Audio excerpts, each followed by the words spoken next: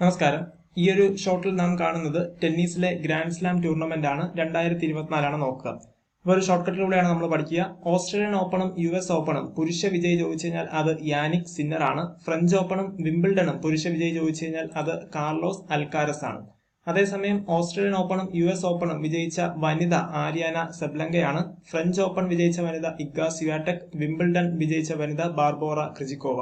ഇതിൽ യാനിക് സിന്നറിന്റെ രാജ്യം നോക്കിക്കഴിഞ്ഞാൽ ഇറ്റലി, കാർലോസ് അൽക്കാരസിന്റെ രാജ്യം നോക്കിക്കഴിഞ്ഞാൽ Spain, Aryna Sabalenka Belarus, Iga Swiatek Poland, Barbora Krejcikova ചെക്ക് റിപ്പബ്ലിക്.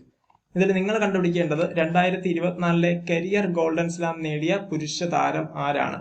കരിയർ ഗോൾഡൻ സ്ലാം എന്ന് പറഞ്ഞു കഴിഞ്ഞാൽ ഒളിമ്പിക്സിൽ ഗോൾഡ് മെഡലും അതോടൊപ്പം ഈ 4 ടൈറ്റിലും Australian Open, US Open, French Open, Wimbledon ഇത് കരിയറിൽ എപ്പോഴെങ്കിലും നേടിയിട്ടുള്ളവരെയാണ് ഗോൾഡൻ സ്ലാം എന്ന് പറയുക. നന്ദി, നമസ്കാരം.